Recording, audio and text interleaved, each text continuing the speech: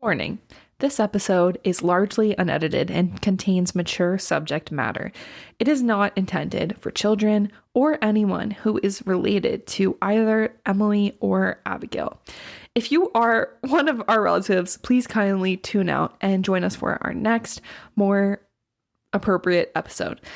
If you do choose to listen to this, do so at your own risk, and please don't mention to us if you see us in public. Thank you! Welcome to the Redirect Podcast. My name is Abigail Freshley. And I'm Emily Rojas. The Redirect Podcast is the show where we shift the conversation back to books. We discuss themes for some of our favorite books and how those themes show up in our real lived experiences. On today's episode, we are doing a quick chit-chat check-in about the Heated Rivalry adaptation on HBO Max. Episodes 1 and 2. Episodes 1 and 2. I like chit chat check in. Anyways, if you love us and you love this mini episode, why don't you go ahead and go let us know that you love us and leave us a 5-star review on Apple Podcasts or Spotify and tell us everything you love about our show.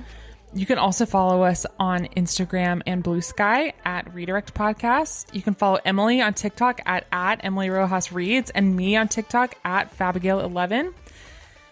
And if you really, really love the show, you can share our show with a friend, because sharing our show with a friend is by far the best way to grow our community of book-loving nerds. And let me tell you, Heated Rivalry has built some community within my existing community. But so my friend Zippy, shout out Zippy. Shout out. She told me originally to read Heated Rivalry. Before you'd read it, I started reading it. Here's what I have to say about Heated Rivalry.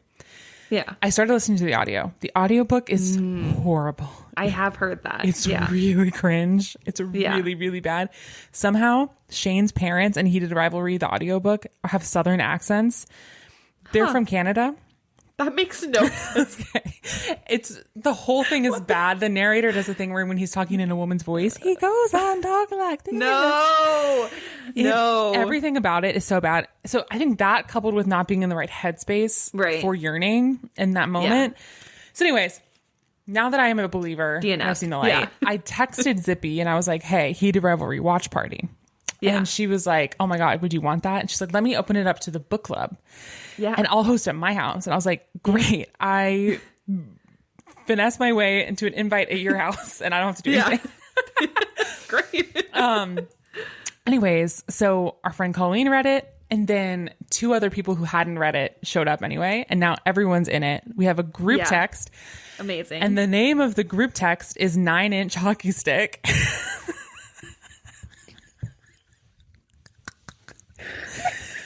Anyways, no, it is a lot. It's a lot. It is. It's sweeping the nation. Heated Rivalry craze from Canada to the US. It's happening. My dreams are coming true. So anyways, we had to do a mini episode about it, obviously. Let's start with this. So that was my watch experience. I watched on last night. So today's Monday, last night on Sunday night. Right? It's Monday, right? Today's Monday. Okay. Yeah. Unemployed. Unemployed. Lazy. What's that audio? Yeah. Fat, probably. Anyway. They had... So what was your watching experience? Shut up. Okay, so my watching experience, I was on Thanksgiving with my family. We go to the beach every year for Thanksgiving. Extended family, cousins, everyone. Aunts, uncles, grandma. And so I did, in my heart, I thought, I'll just wait till I get home to watch it. But I simply couldn't do that. I couldn't do it. So I had it pulled up on my phone. I woke up. God, you did this on your phone and not. I'm not crazy. I mean, at most, this was a laptop activity. Yeah. This is in a family home. This is not a TV activity. No. And this was one of the houses. There was not, like, I had a TV in my room, so I guess I could have done that. But sometimes we go to a house where there's like a lot of common spaces. This one did not have a lot of common space. So it would have definitely been out there. Anyways, I just watched it. So I was off work on Friday. I got up and I just watched it on my phone, like in bed in the morning with my coffee. How was it watching it on a tiny screen? insane. I did do a rewatch. You're gonna bleep this out for sure. But did you feel like you were like watching porn on your phone in bed? Because this is basically softcore porn, dude. Yeah. And it's like, why am I like I'm watching this on my phone? Yeah, it's like a little, yeah. I'm saying illicit. Like, on the TV, it's just like, whoa, this is a really like crazy thing to put show. on TV. Your phone. Your phone. It's like a whole different behavior. thing. Yeah. Yeah, so I did rewatch it yesterday at home on a TV, and I feel like I enjoyed that experience more. I would recommend doing that. It was just like, oh, it's the first 2 episodes, and everyone's going to be talking about it. And they were lengthy episodes. I mean, the first one was long. 50 minutes. The second was 45. So yeah, I locked in. What can I say? And then I went Black Friday shopping and against my will. And that was my day on Friday. And yeah, I loved every second of it. Honestly, I did. So that was my experience. Yeah. Okay, what were your expectations going in? Yeah, I was actually trying to think when I knew we were going to record this. I was trying to find a comparable adaptation that I could compare this to of what I expected it to be. And I couldn't really think of anything. I don't know if you have anything. Red, White, and Royal Blue. Yes. Okay. Yes. Because that was like the low budget, honestly, low quality book to screen adaptation I thought this was going to be. And I just thought I would love it. And it would be kind of cheesy and whatever. Like, and I'm not on Red, White, and Royal Blue. I'm just. No, like it's fun. But the quality. It's not good. Yeah, exactly. The quality of both performance and production value and the budget was obviously much lower than this one. Right. Yeah. So. Yeah, so that's what I was expecting. Like, I was expecting it to be fun, probably really cheesy. I was expecting not great acting. Like, I just didn't expect these 2 little guys to be great. And yeah, I was expecting just to have a good time, but not to be like super blown away or anything. And what did you expect? I think I had lower expectations, and I just didn't have many expectations, or had lower expectations about the chemistry between the 2 leads and their ability to convey the characters well. Yes. But you know what? So I think I have book blindness because I think as I'm watching, I'm inserting the book characters into the portrayals. And I think if you were going in and you hadn't read the book, I don't know if the performance would have seemed as amazing. I don't know. Like, and I'm open to that take. Yeah. I thought it was really good. I thought the portrayals were really, really good. But also, I just want to name that I have the book blindness where I already loved the characters. And I was seeking out like those little quirks and things about them because I felt I already knew them. Yeah, totally. I agree. I think that most of all, I did not expect the chemistry to be good between them. And like their chemistry was insane. Like insane. I don't know the last time I saw 2 people where you genuinely feel like I should not be watching. Like, this is really happening. I should not be watching. Like, even like the one scene that like stopped me in my tracks when they're in episode 2, when they're in the stairwell. Obviously, we're jumping ahead that we really liked it, but when they're in the stairwell after hooking up at Shane's apartment, and he like leans in and kisses him. I was like, hello? Is this really like a real in love couple? I don't know. So yeah, their chemistry blew me away. I thought it was insane. Their chemistry was crazy. Other thoughts. We're just kind of jumping all over the place, but I'm assuming that if people are listening to this, that they've read the book. This is our broad thoughts. Yeah. But other things. I was impressed, or not impressed. I was surprised by the like strong role that Scott Hunter played. Yeah, I'm so interested. He was in it a lot, so I'm like, oh, next episode is supposed to be his episode. Episode 3. So like they're setting something up for sure. There was a little bit of a change in the timeline from the book to the show. So in the first episode, I think it's the first episode, they make it appear as though Shane and Ilya have not met up and have only like Ilya's just been like texting Shane and like reaching out to him, trying to get him to meet up, but they haven't been meeting up for like years. which isn't true to the book. In the book, but I actually liked that change. So me too. They made it seem like they had all these time jumps. It would be like 4 months later or whatever. And it would be like Shane's getting a text from Ilya and he's like not responding, or he's telling him to leave him alone. And they're making it seem like years have gone by since they've last hooked up. Yeah. And that was different. That was a different choice from the book. Yeah, I liked that as well. I feel like I don't know, it was like the yearning even more so, because it's like, how did all these years pass? And then when they get together, they still have this like insane connection. And the texting, like you can tell it's like building this intimacy between them where they almost have this sort of like weird friendship going on, which I feel like comes but later in the book. So I like that that's kind of starting earlier. And I saw someone say, and I feel like this is true, like this works because it's such an internal book. The book is like so much in their heads and like not super plot driven. Like it's very much them thinking about stuff a lot. And I feel like this works to convey that, you know, because it's really hard to show that on the screen. Yeah. And, you know, if they're just hooking up all the time, that can like takes away from it. But if you build this like tension between them, I feel like it works a little better. I thought the first two episodes did a good job of building the tension between them and also outlining the stakes, because unlike a lot of other books that are similar, something my friends and I were talking about last night, the stakes for these two characters are really, really high. Ilya in his own country being gay is illegal. Yeah. Shane has all of these huge brand deals, like these very like traditional brands like Rolex, sneaker brands, and like a lot of money is on the line. There's no out at this point. There's no out in NHL players, or as they called it in the show, NLH. Major, what is it? Major League Hockey? Yeah. Fair. And in real life, there are no out NHL players ever in history, so it's a parallel there. Yeah. But. So yeah, it's they did a great job of building the tension. Yeah, they did a great job of building up the stakes, and they don't like. I mean, we have to talk about it. The first sex scene in this show, there was no backing track. It was so long. We saw so much butt, and we were so close to seeing so much else. It was long and detailed, and there was like, you could not run away. I was shocked. And then I was like, no wonder Hulu didn't pick it up. Yeah. This feels like it unfortunately did have to be on HBO. Yeah, for sure. Yeah. Definitely found its right home.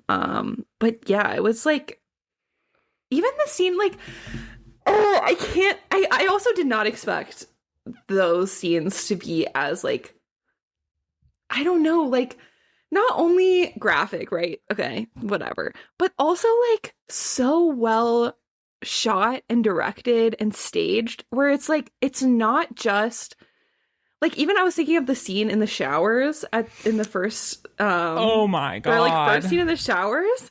Like, like, they're not saying anything. They're not like talking to each other at all, but the body language, and they're not really even showing anything, right? Like they're not actually just having this interaction.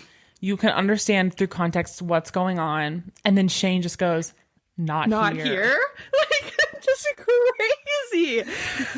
So yeah, I just feel like every scene starting with that, it's like it served I think that was the other thing too. Like if you added more of the book hookups, even as like a montage or something, I feel like it would have taken away a little bit from the scenes that they did decide to show, and how like the character development, which is a thing in the books, like each time they hook up, it kind of advances the relationship in some way.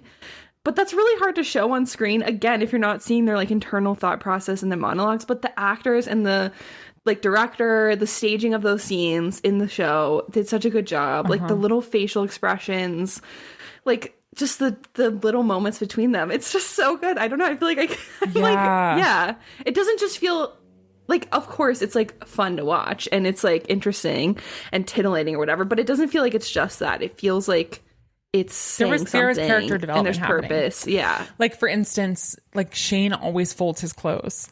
Yes. That's something I noticed. Like that got me, and leaves his socks on. I He's so oh my god. And talk about a gutting moment at the end of episode 2 when he gets in the elevator to walk away, and he's like they're showing what he's typing out to Ilya, but he won't send. No. And he's like, we didn't even kiss. No. Oh no.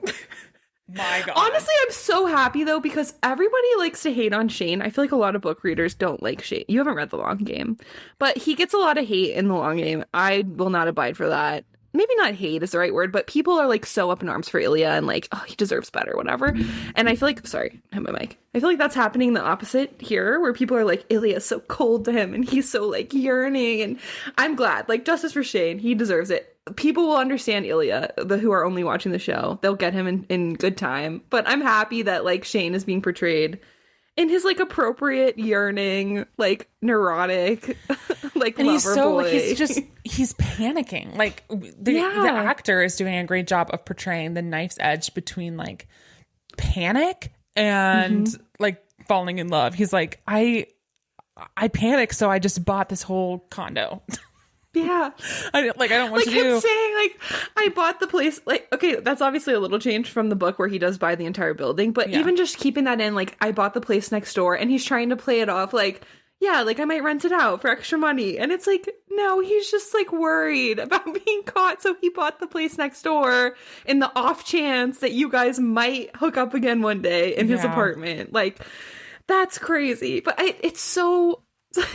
like, he just softens your heart because, yeah, it's exactly what you're saying. Like, from when the show starts, he's what, like 18, 19 years old, has never like had a relationship with a guy before and has these feelings for this person who's supposed to be his rival, and watching him like, yeah, the panic and also falling in love is such a hard thing to balance. And somehow they're doing it without hitting you over the head and him being like, oh, I'm really scared and I'm also falling in love with you.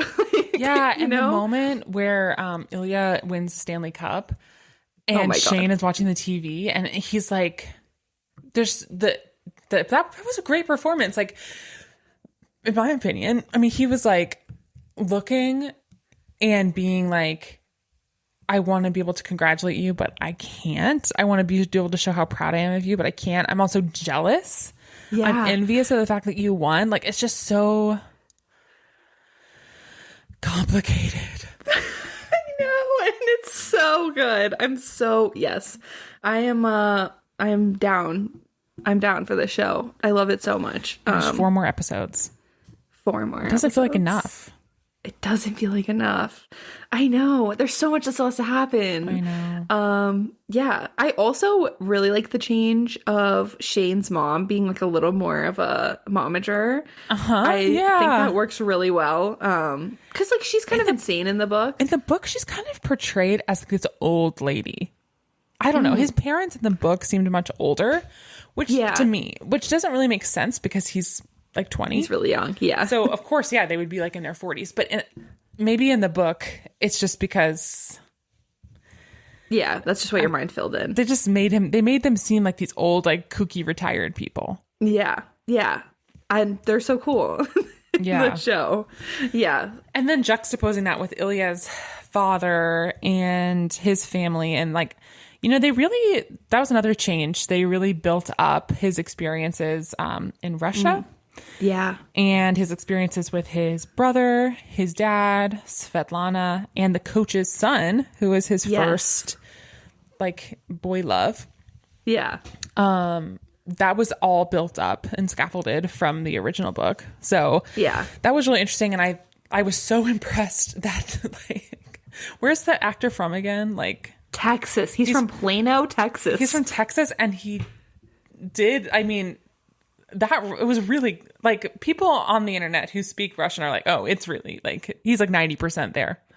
And he had like I think he said he had like a couple weeks to work with a dialect coach on his accent and his like understanding of the Russian language. Like, that's insane. I was watching this like, I can't believe he's not really Russian. And I did not expect, I thought maybe they would do the thing where like they act like he's speaking Russian, but they like switch to English really quick, and like him and everyone else are just talking in like really heavy accents. But there's like multiple scenes where he's having long conversations in Russian. It's crazy, and still acting. And then like Shane did he had a few things in French too, which is true to his character. But yeah. It's just so impressive. It was really impressive. Yeah, I'm so blown away by the acting in this that I was just not expecting to hit this hard. And I know it's like a small thing, but it's like, yeah, they could have cast someone who actually is Russian, but they like found this person who is so capable of portraying the character, and it's just amazing. So I was very blown away by the scenes in Russia, and I'm interested to see like what role Svetlana will play. Since in the book she didn't know all that about Ilya, and like it seems like she's more aware of his, they're building up bisexual history, and I'm interested to see how she was a very minor character in the book, but it seems like they're building her out. Yeah, and I feel like also Shane's ethnic identity, his racial identity, plays more of a role, like in the pressure he feels. Not just being a hockey player and being the captain of the Montreal Metros, but being like the first Asian. I think in the show, in the book, he's like the first Asian hockey player. Canadian, yeah. Yeah, there aren't many in real life either. So that tracks. And I think I saw an interview with Rachel Reed where she said she kind of regrets not playing that up more. So I think that makes sense to include in the series. And it adds to his like, very, like you said, setting the stakes of like, this is a very natural thing to be panicked about. There's a lot on your shoulders. Yeah. And it's not like just carrying a lot. Like, I don't want to spoil something from the long game, but I would say like vaguely, there are also like legitimate concerns if you're, if someone from my hockey team was dating someone from a rival hockey team, I would not like that. I'd be like, well, are you going to let them win? Like, are you sharing like secrets of injuries? Like there's so much that can be weird about that. So I feel like it's obviously there are no out MLH. What is it? Yeah, MLH players, also being Asian Canadian and being one of the first, also all the brand deals, like you said, his mom, the pressure she puts on him, but also like the fans, like being a very competitive person and seeing like, yeah, I'm not ever going to let him win just because we have this relationship, but maybe people might not believe that or, might see it differently. And like, that would be hard as a person who is very competitive. I mean, we've talked about it on the podcast too, but the culture of homophobia in most sports, men's sports, right? Heavy on men's sports because there's a lot of sort of the opposite for women's sports. But like in Premier League soccer, in other professional soccer leagues, in NBA, MLB, NHL, all of them, any major men's sports, women. I mean, I went to a WNBA game here in LA last summer, and I had freshly gotten an undercut too. Like that day, I was like, "Oh my God, I belong. I belong here." Exactly. The vibes are very different. Oh, the fan base, the whole thing. I was like, "Oh, this is a very gay environment." Yeah. Versus, so it's tough. I did want to take a second and talk about, we touched on this a little bit in the past, but this came up with my group last night about women being fans and loving male romance. And like why we think that is. Like there's so many AO3 authors, but there's like 80% of AO3 authors are women.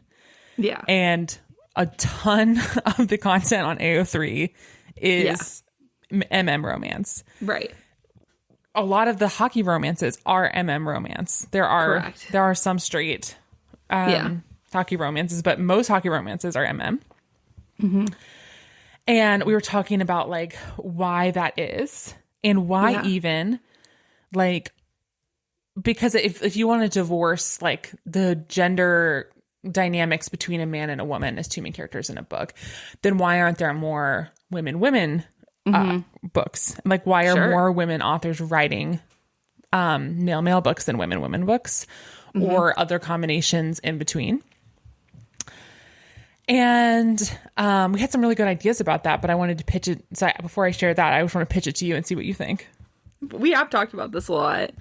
I feel like it's you can't divorce it from misogyny and like just people not the market for women led romance is smaller because of misogyny. I think like whether and so I feel like that you can't separate it from that. I feel like also like you touched on like the gender roles and the dynamics can be weird in straight romances, and so this is like a fantasy world where like none of that exists because there are no women involved. But I also think like genuinely as someone who is attracted to men, like probably a lot of women, like there's just in queer male romances, I feel like there's like a softening to men, and it's almost like another fantasy to read about because they're not like, it's like men who love and who yearn and like are softer. And obviously that's like a big stereotyping thing here, but it's like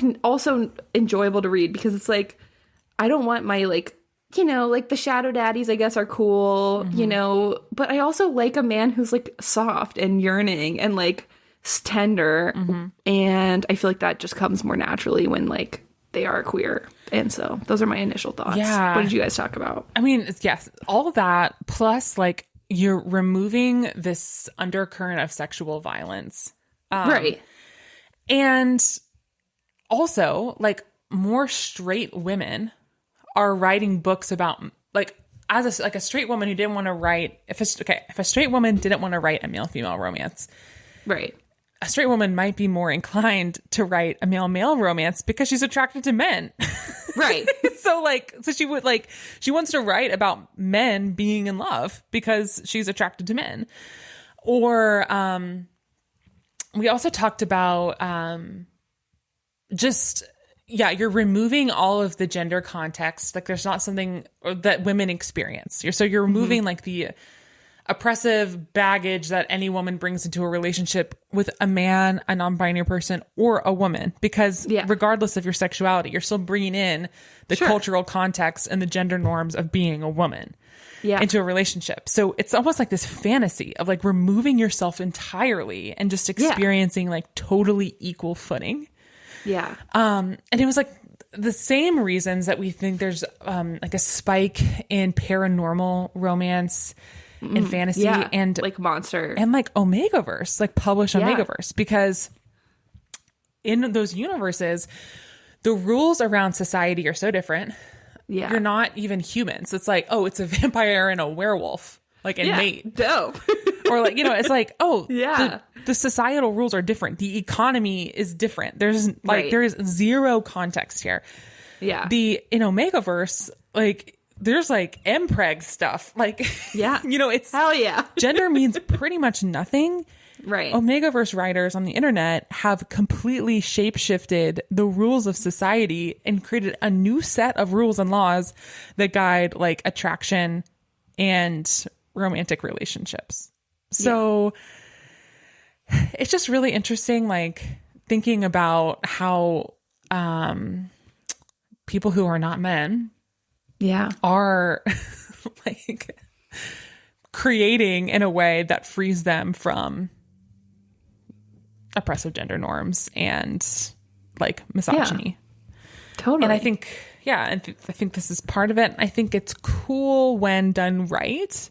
Yeah. Right. And like, you don't want to extract and borrow too much from a different community, but if you're writing something in partnership with them or like honoring or like creating alongside gay people, I think that is the way maybe to do it right. Totally. And I think it's also, I think it's a really interesting conversation and kind of a weird one at times, because I think about authors like Alison Cochrane or Casey McQuiston who are either female or non-binary, who are queer and are later in life to coming out, and who started writing, and both of them specifically started writing romance as like a way to get into the queer community without outing themselves because it is more accepted. And so I feel like, and even Rachel Reed, she is not. And it's extracted from them, their identities. Right. Yeah. Like, it's not them, but it's also like kind of them. And I feel like, yeah, was saying Rachel Reed hasn't said like she's queer or anything, but she has said for personal reasons, writing about queer stories is important to her. So whatever that means. And I feel like it's like, let's chill on. I mean, I feel like you said, there's ways to do it right. There's ways to do it where it's like fetishizing and weird. Yeah. And like, you're not chill. But also like, we don't need to be hounding straight women or straight presenting women authors to like tell us about their sexuality. And so I think more, and same with actors, like we don't need to be harassing the actors in this show about their sexualities. And so I think it's, like if you feel like the content is weird, don't engage with it or like criticize the content. But I feel like it's a fine line of being like, well, straight women shouldn't be writing these stories because also no one can really say what that looks like or what that means. Mm-hmm. So that's my overall thoughts. Yeah. So, and thank you for Rachel Reed and Jacob Tierney, the director and writer of the series, who is an out gay man, for bringing this to our show because this is so good. And my closing thoughts, if you don't have any more, you can share them after I'm done talking. No, you're good. If we're getting ready to close, I do want to say, like, this is the dream for all book adaptations for me. It's a TV series. Like, I feel like everybody wants a TV series. We don't want movies, you know? Like, we want the series. The series. It's like Give Daisy us the time. Jones and the Six. Yes. My God, that's the other dream. Like, and let it build out. Yeah. Yeah. Like, actors and writers and directors who care about the source material, who are like, have care for it and like are invested in it and believe in it. Yeah. And I mean, this is crazy. Like, Crave Canada produced this and paid for it up front without it ever being guaranteed to be picked up anywhere else. And like, they believed in it. And so I just feel like this is like, whether this is your cup of tea or not, this is something worth supporting a little if you are interested in seeing other, especially romance books, adapted in this way, because like, this is the dream. Truly, it is the dream. So I hope for season 2. That's all I can hope for. Yay. Well, this has been our mini episode. So much fun. Do you have any more thoughts? No. I mean, we're recording another episode soon. Super soon. And we'll catch up on... If you guys blow this episode up, we'll do recaps of every single episode. We can do mini episodes. I have the time. Until Abigail finds a new job. We will be here. And who knows when that'll be, you know? Blow this up, please. So maybe... Watch the space. We'll see.